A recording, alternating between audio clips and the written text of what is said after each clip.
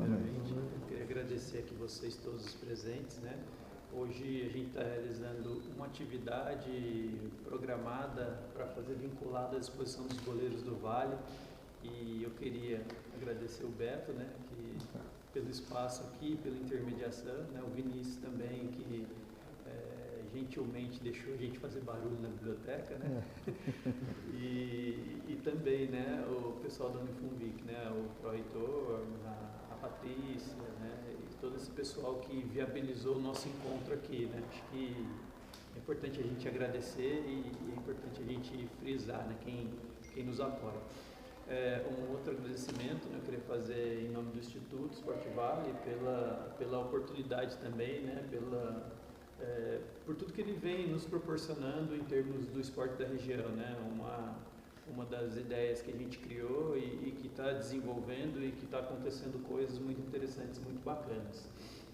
Queria também, né, aproveitar a oportunidade para agradecer ao professor Evaldo pela disponibilidade e por trazer esse rico material aqui, né, de muita história do começo da carreira de um dos nossos personagens aqui, que é o Luiz Gustavo, né? E a ideia hoje é a gente focar, né, nessa história aí, né, desde quando ele começou, né, dá pra gente ver aqui o quanto de coisas que tem da infância dele, né, do início dele na bola, e depois tem essa camisa muito bonita aqui do Bayern de Munique, né, onde ele, creio eu, né, que teve os seus melhores momentos na carreira, né, e depois, né, o que levou ele à seleção, e acho que trazer a camisa da seleção, da Copa, né, muito legal, né, sua generosidade com a gente, e trazer a taça também, né, que a gente põe a mão na taça, que é vontade. Pode. Professor, muito obrigado. Obrigado, Theo, obrigado, boa noite a todos os presentes aqui, o pessoal aí que está fazendo a cobertura. A gente fica bem assim contente, né, Theo, e feliz em poder expor o que foi, né, o Luiz Gustavo, o início da carreira dele. Todos nós na vida a gente tem uma história, né, então sempre tem um início, e ele fez parte aí do nosso trabalho, a gente como professor, vocês futuros professores também, né, com certeza vocês terão talentos passando em suas mãos, e ter bastante cuidado e atenção, porque muitos têm seus sonhos, né? Então a gente tem que procurar tentar identificar isso aí, fazer essa leitura e tentar colocá-los, né, num caminho, dando oportunidade. E como a gente diz no esporte, né, o cavalo selado, né, passa uma vez só. Então aí você dá a varinha, ele tem que saber pescar. Então aproveitar as oportunidades que eles vão ter, né? E como eu falei, vocês terão muitas histórias aí, assim como eu tenho, o Theo, né? O professor Beto, né? Isso. O professor Beto tem também, entendeu? Então, é bem legal a gente estar vivendo isso aqui, porque isso aqui é um sentido do trabalho que a gente teve na profissão de professor de educação física. E professor, né, eu estou vendo aqui esse material muito bacana, né, e várias fotos aqui. Quando que ele começou com você? Então, o Luiz Gustavo, ele chegou para mim com 9 anos de idade. Eu estava ainda, Theo, cursando a faculdade, porque eu tenho uma história no futebol que a gente tentou também ser jogador de futebol, e aí eu fui convidado para ser o preparador físico de um time profissional. Só que eu estava no primeiro ano da faculdade, e aí o treinador me ligou: Evaldo, quero você aqui comandando a preparação física. Daí eu pensei, meu Deus do céu, como é que eu vou fazer? Eu estou começando agora os estudos. Então eu pensei em fazer um teste comigo mesmo. Falei, eu vou, lógico que eu tenho que buscar informações, como que é uma preparação física dentro do futebol profissional, né? Fui, conversei com jogadores que estavam na ativa, né, com professores também, fizeram todo o planejamento para mim, e aí fui encarar o primeiro desafio. E quando eu fui apresentado junto com a comissão técnica, então os jogadores estavam aí nas posições que vocês estão. Aí eu olhei para um jogador, era um jogador que eu colecionava figurinha dele, entendeu? Falei, nossa, então deu aquele medo. Mas o medo, eu aprendi que o medo faz parte de qualquer profissão, qualquer situação que a gente está vivendo, entendeu? Tem que ter o medo, você tem que passar por isso, aquele friozinho na barriga, né? E aí logo depois acabou esse campeonato, o treinador ele foi para uma outra equipe, e eu não fui porque eu não tinha ainda formação de professor, né? Não poderia ser o preparador físico e nem o auxiliar, porque eu não tinha formação acadêmica ainda. E aí resolvi montar a minha escolinha. Falei, eu vou trabalhar com sonhos, eu quero ver quais dos meninos que realmente quer ser jogador e eu vou lutar para isso. E aí foi, aí comecei com ele em 96, no campo do Colorado, na Vila São Benedito, Moreira César. E aí quando ele chegou, a mãe dele que trouxe ele e o Jardel, que foi até aluno aqui, foi aluno nosso. Então trouxe o Jardel já era mais velho, né? Tinha 15 anos na época, e o Luiz Gustavo 9 anos. E aí eu reunia todos os alunos e falava, ó, qual é o seu sonho, o que você quer fazer? Ah, eu quero ser médico, quero ser professor de educação física. Aí chegou no Luiz Gustavo, eu quero ser jogador e eu quero jogar numa seleção brasileira. Aí o pessoal deu risada. Só que na nossa vida, as palavras se formam, né? Então ele falou isso, ele já tinha em mente em querer ser o jogador, em querer alcançar o que ele alcançou hoje. E aí foi, aí disputamos os campeonatos, eu abri mais núcleos, porque Pinda, não sei se vocês sabem, né? Pinda é a cidade onde tem o maior número de campos de futebol em condições de você jogar um bom futebol em relação ao gramado, né? Vestiários, em comparação às outras cidades do Vale. E aí eu pensei, poxa vida, muitos campos e os meninos dos bairros precisam ter oportunidade. Aí eu montei 5 núcleos. Aí eu fiquei no Campo do Estrela, no bairro do Bosque, fiquei ali no Planed, que é na descida do Bombeiro, né, que é no Crispim, Moreira César, que é o campo do antigo Caveira, que é onde é a rodoviária hoje, de Moreira, Colorado, e aqui no Socorro, que é mais próximo aqui do Hospital 10 de Julho. E aí fui dando oportunidade, massificando o futebol nesses bairros. Aí o que eu fazia? Tinha os campeonatos de Pinda, campeonato do Vale. Aí eu pegava os melhores e formava uma equipe. Naquela época era a categoria dentinho, que era 12 anos, 11, 12, né? Fraldinha, que era 10 anos. Enfim, e aí o Luiz Gustavo já começava a se destacar até. E como que ele se destacava? Então a gente fazia os treinamentos normais, né? Treino coletivo, treino de chute a gol, os treinos técnicos. Só que ele ficava fazendo algo mais. Dava umas voltas no campo, entendeu? Ele mandava cobrar 10 pênaltis, ele cobrava 20, né? Você via que ele tinha aquele foco. E muito sério, muito centrado, é o que ele é hoje. Ou seja, uma pessoa séria, tinha as responsabilidades, então ele era assim. Ele era tão assim, uma pessoa de grupo que você viu na foto aí, eu não sei se acho que a foto está ali, ó, essa aqui. Nesse dia, no campeonato, faltou o goleiro. Essa aqui, ó. O goleiro faltou e eu, nos vestiários, né, perguntei, quem pode colaborar? E ele era o artilheiro do campeonato, era o jogador que decidia os jogos, né? Ele falou, não, eu vou. Aí eu pensei, poxa vida, vou ficar sem o meu melhor atacante, porque ele era ponta esquerda.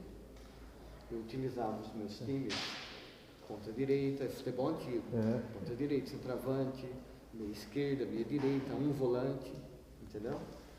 E sendo que as outras equipes que eu jogava contra aqui, já utilizava posicionamento tático diferente. 4-4-2, né? 3-5-2, entendeu? E eu mantia aquele futebol raiz, né, que a gente fala. E ele fazendo gol, ele fazia os gols, entendeu? E nesse jogo ele colaborou. Então ele tinha essa diferença com os demais colegas. Então ele era de grupo, ele era totalmente disciplinado, educado, entendeu? E quando você olha aqui, por exemplo, você tem uma foto dele no Flamengo lá, o que você acha que não rolou no Flamengo? O que você acredita aí, essa não ida para ele, para o Ninho do Urubu? Então, eu conversava muito com os pais e com os alunos. Falava para eles, olha, o que vocês querem que faça para a gente fazer um negócio diferente aqui na cidade? Ah, eu quero jogar contra o Palmeiras, Corinthians. Aí o que eu fazia? Na época tinha as franquias, né? Porque naquela época e até hoje, se você quer fazer um teste num time, você primeiro passa pela franquia. Você não vai direto para o time, que antigamente, na minha época, acho que na sua também era assim. Então eu marquei um amistoso primeiro contra a franquia do Flamengo aqui em Pinda. Aí veio, fez o maior sucesso, ele fez gol, né?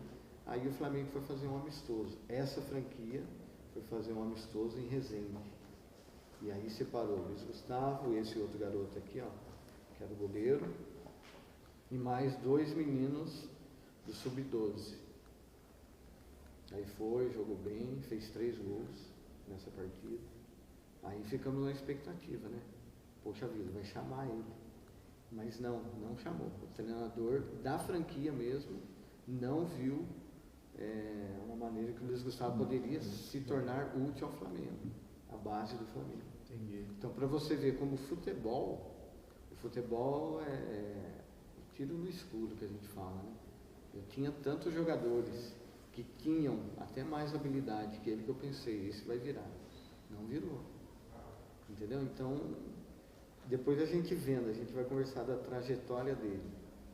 Ele teve uma ascensão muito grande em 3 anos, que nenhum jogador que eu conheço teve, entendeu?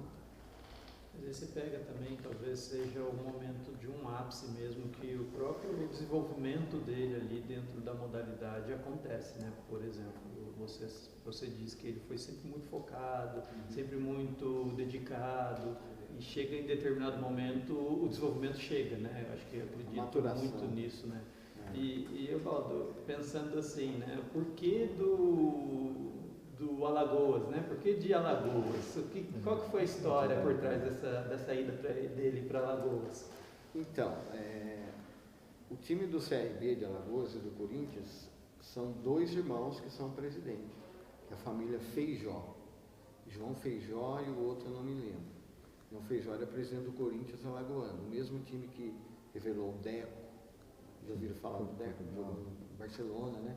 O Pepe, que é o eterno zagueiro da seleção de Portugal, vai jogar essa Copa também, que é de Alagoas. E aí o que aconteceu? O Luiz Gustavo, ele com 14 anos ele saiu da minha escolinha. Aí ele foi jogar no time do Etna, que era um time de categoria juvenil. Aí com 15 anos ele já estava no Etna e também jogava campeonatos em Taubaté, jogou na Volks também, entendeu? O time da Volkswagen, época que a Volks investia. E aí o pai dele falou, olha, o Guga é o apelido dele, ele quer fazer teste, né? Como é que a gente faz, né? Quem que você indica? Eu falei, vamos tentar no Taubaté. Aí ele ficou sabendo que tinha um sistema de captação de jogador de São Paulo utilizado pelo CRB, pelo Corinthians alagoano. Ele ficou 1 ano pegando ônibus aqui, toda quinta-feira ele ia, pegava o ônibus, ou o pai dele levava, ia lá, fazia o coletivo, né, toda quinta-feira e voltava.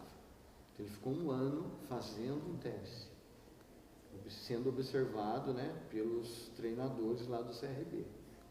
Aí veio a Copa São Paulo, que é a tradicional que a gente tem todo mês de janeiro. Aí o Corinthians inscreveu ele.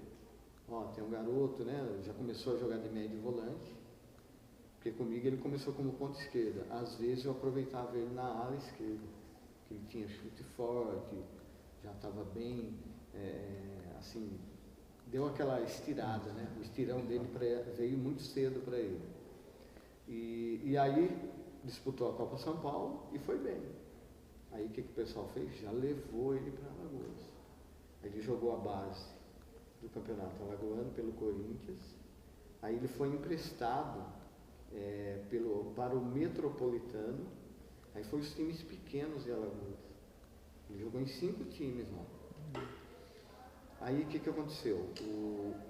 O outro irmão, que era presidente do CRB, começou a fazer vídeos, porque eles trabalham muito com vídeos de jogadores, campeonatos de base. E aí mandava para os times da Alemanha. Aí ele mandou para o Schalke 04. Aí o Schalke falou, não é interessante para nós. Aí mandou para o Hoffenheim. Daí que ele foi. Com 19 anos ele foi para...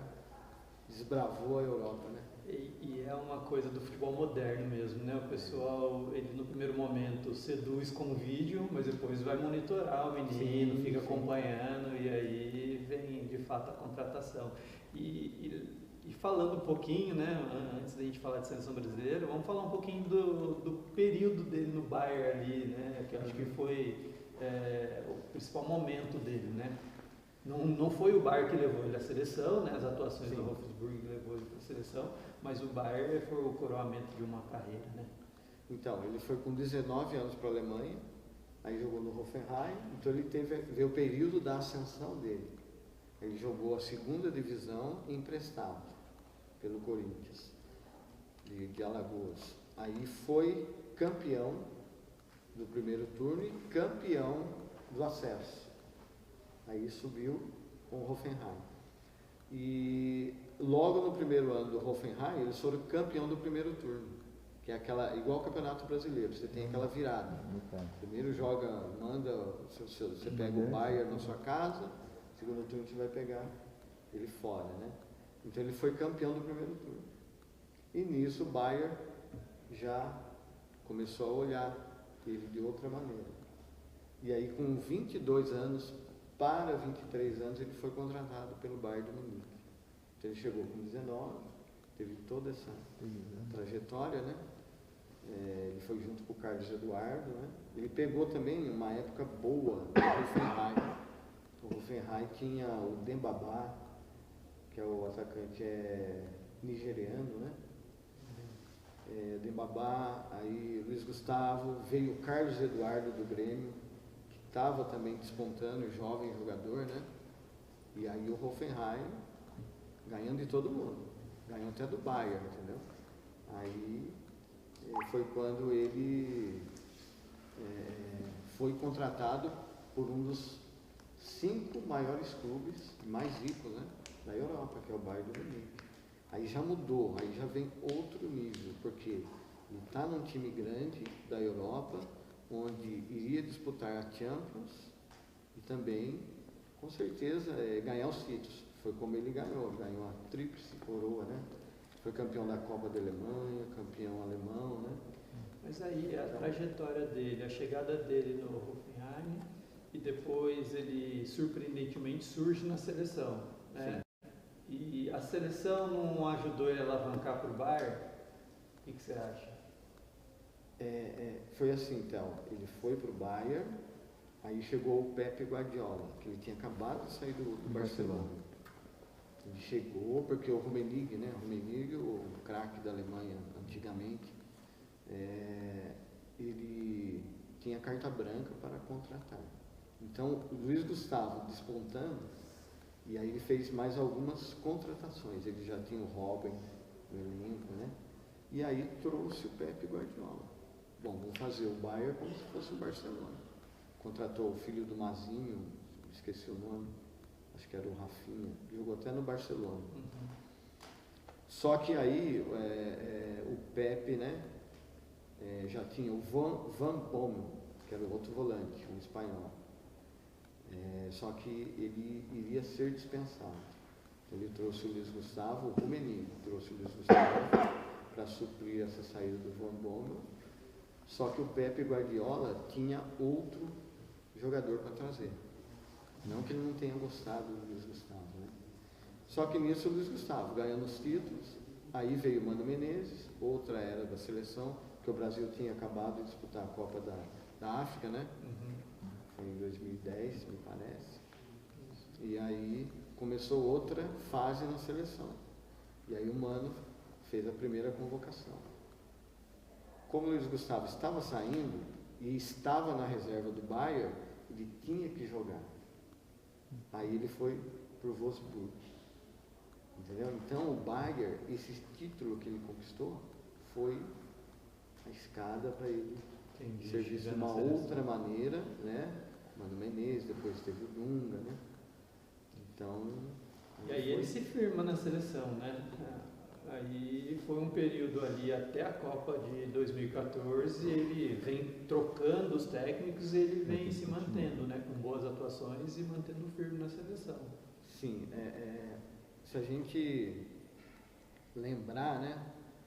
E o pessoal que assistia aos jogos, o pessoal falava, nossa, como ele é muito disciplinado.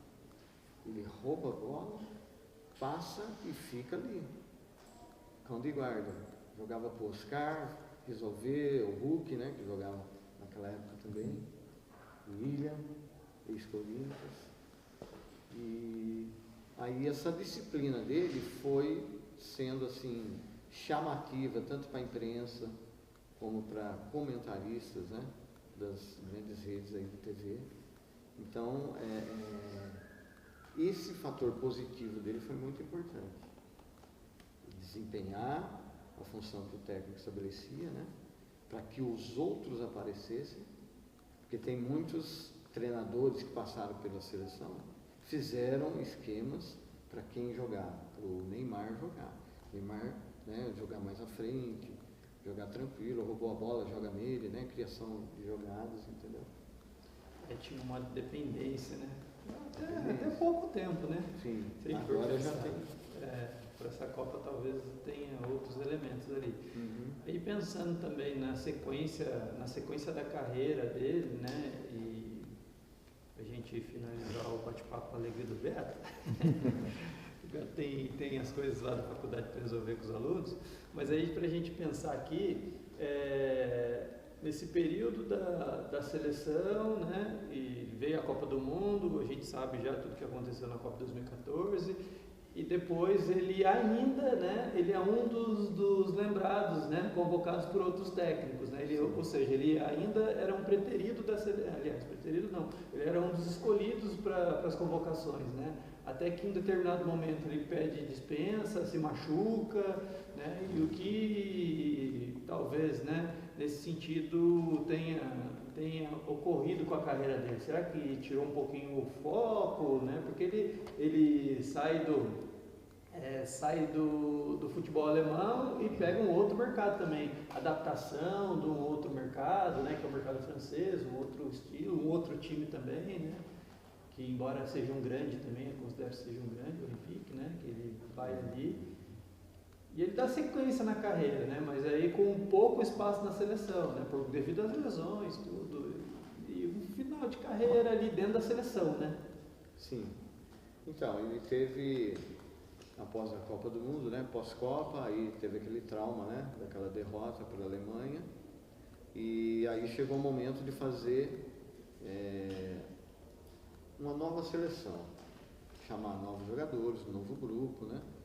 Porque daí tinha a Copa do Mundo da Rússia, né? Então, o Luiz Gustavo era um dos que iria ficar.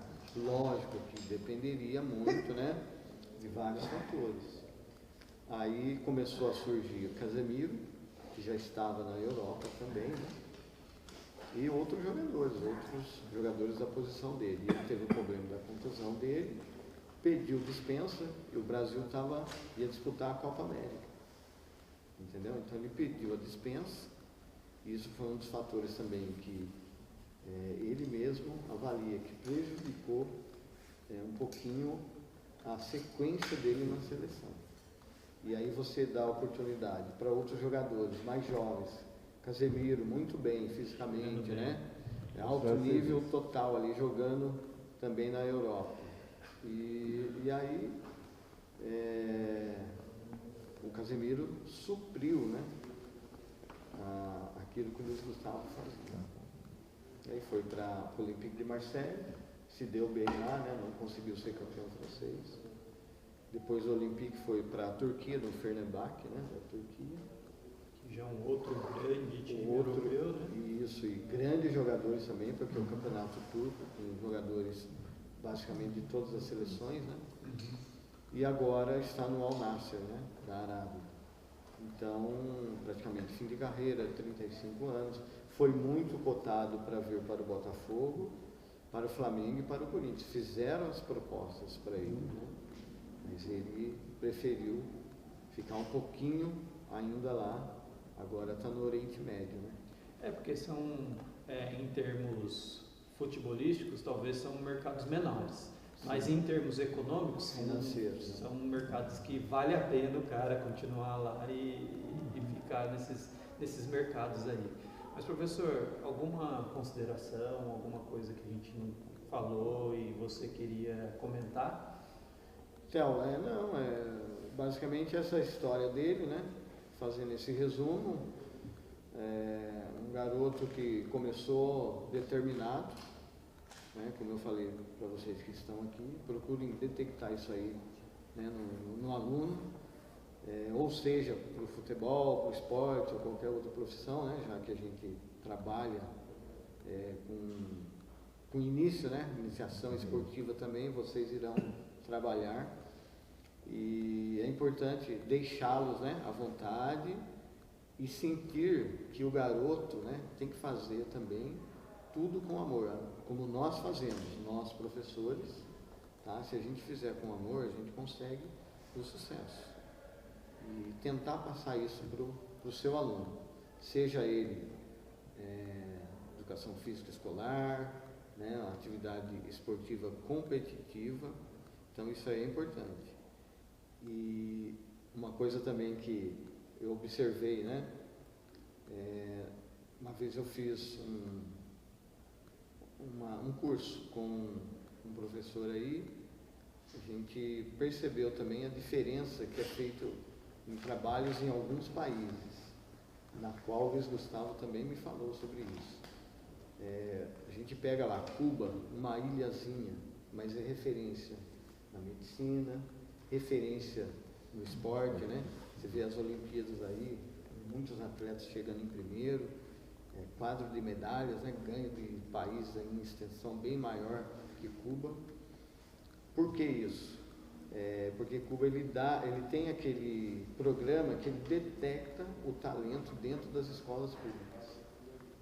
Então, o governo ele dá muito apoio, né? Então, dentro das escolas públicas é onde estão os maiores talentos, seja para o vôlei, para o futebol, né, para o atletismo, entendeu? Então, ter esses olhos também para esses alunos, em qualquer modalidade.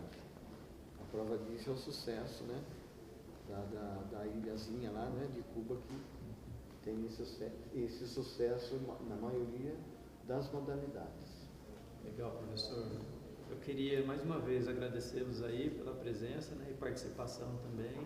Eu queria agradecer ao professor Beto, né, em nome do curso de Educação Física e por, né, ser o nosso parceiro aí, agradecer ao Instituto pela oportunidade, né, mais uma vez estar colocando a gente, né, lado a lado com o professor Evaldo aí e trazendo essa riqueza aí de conteúdo da história de um dos nossos personagens e também, né, agradecer a instituição novamente pelo espaço, né, e pela possibilidade da gente fazer esse evento aqui dentro, né, que foi de muita valia para a gente, né, foi muito importante estar desenvolvendo essa parceria, esses projetos aqui dentro.